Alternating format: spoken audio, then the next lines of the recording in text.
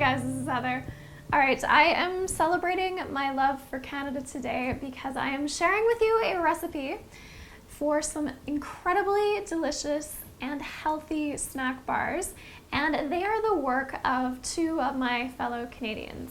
They are both incredibly talented and wonderful human beings. Lisa Pittman and Nicole Axworthy have just released a cookbook called DIY Vegan, and today what I'm going to share with you are their snack-worthy cereal bars, and I'm going to make a little twist on them to make them into a perfect Halloween treat.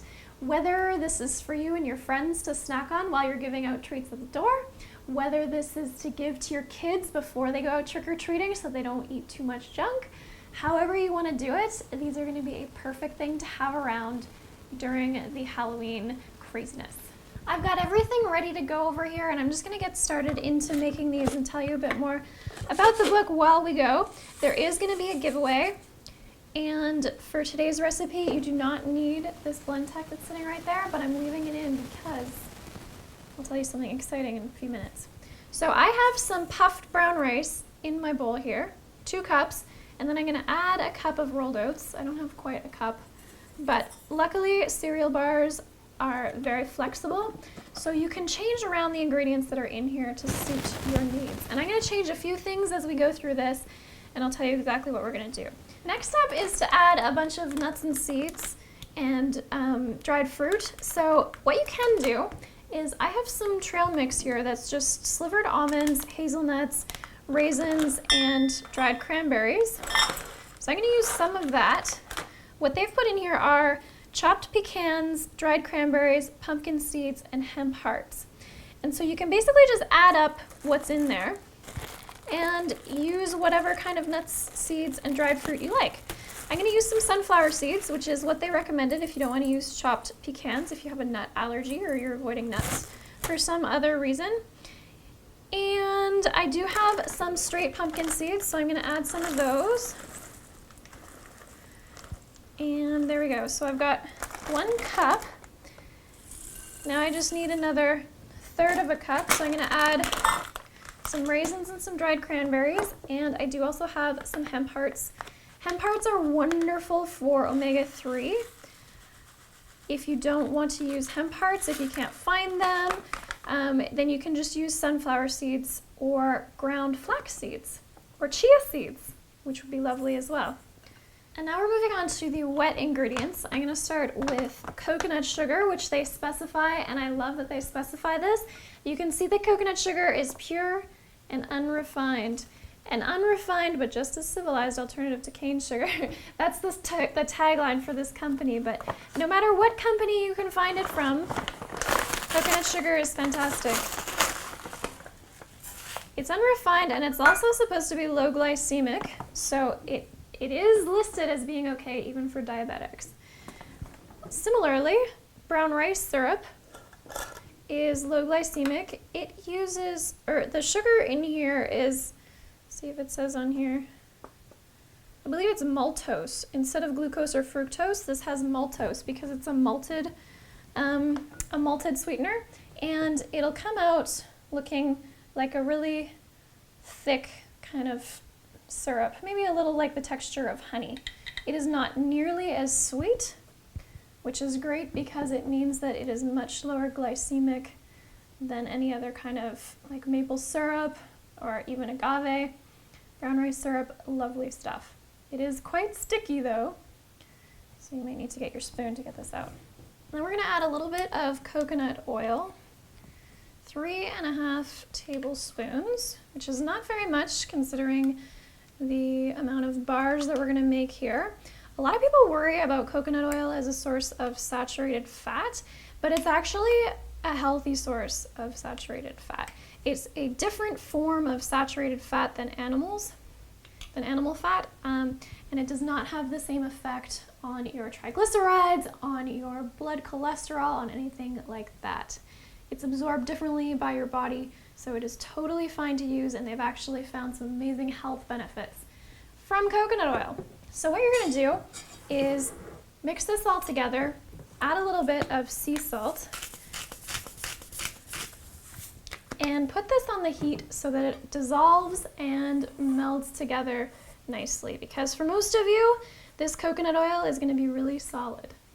While that heats up, let's just look at what we have so far. Now this on its own would make a perfect muesli for a cereal bowl.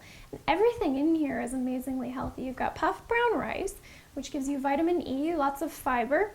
You've got rolled oats, which give you, again, lots of fiber and certain fibers that are really healthy for your heart. You've got lots of pumpkin seeds, which are wonderful for zinc, which helps boost your immune system, which is fantastic to get more of this time of year when the weather's changing and there's so many colds and flus going around with the school starting back up. So pumpkin seeds, excellent thing to add in here. Sunflower seeds, if you've used some of those, also have lots of zinc and selenium, which is another nutrient that's super important for your immune system.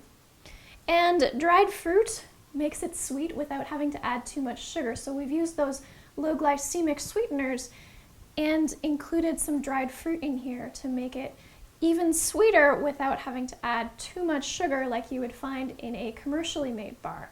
So making this yourself at home is a wonderful way to include these amazingly healthy ingredients and reduce the things that make the commercially made bars a little bit on the unhealthy side, or some of them are even just like candy bars. Some are better than others, but making them yourself at home, super amazing thing to do, which is one of the reasons I really love what Lisa and Nicole have done in making this entire cookbook of how to make your own vegan essentials. Some of the things they have in this book: oat, quinoa, or rice milk, buffalo mozzarella, coconut peanut butter, savory egg mix, chocolate fudge frosting. And I am so pleased to tell you that one of you is going to win a copy of the book. You can look below this video for a link to that giveaway, as well as the written recipe and directions for this snack bar. And they also are hosting a giveaway for one Blendtec blender and a Breville food processor. And you can enter whether you're in the US or Canada. So as I said, the great thing about making your own cereal bars or granola bars is that you can add in whatever you feel like.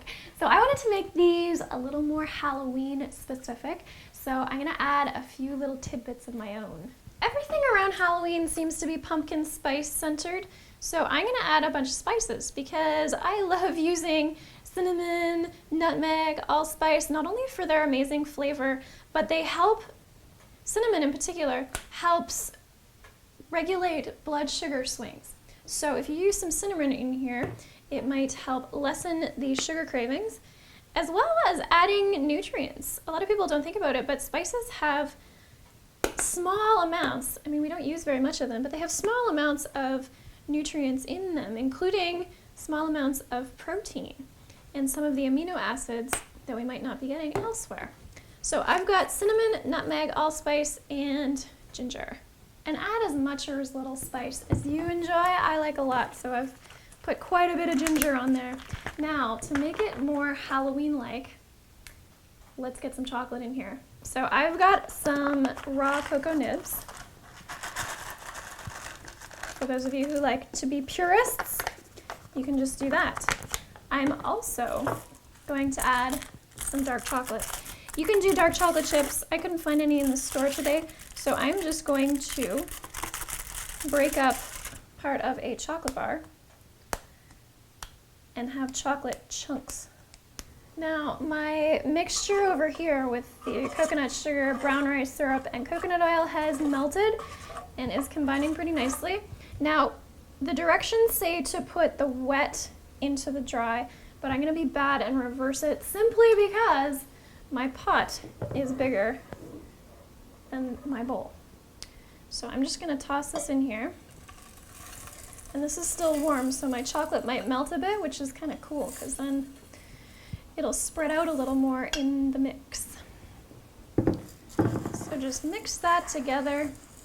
And then you're gonna take an 8x8 pan, which this is more of an 8x13 or something, and line it with parchment or with a Silpat mat or something similar. And then you're just going to dump the mixture into your pan, Press them together either with the back of a spoon or oil your hands and press because they're quite sticky, or use another sheet of parchment paper on top to press them down. And then comes the hard part.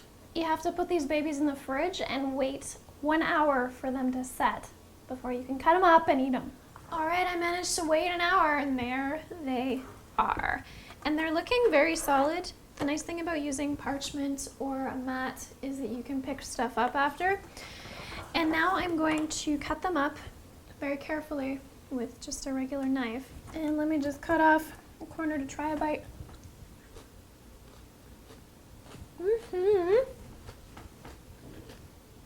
That is so perfectly chewy and crunchy and delicious all at the same time. You're gonna love these. And I gotta say, I really like the addition of the spices. It adds more depth of flavor and a little kick.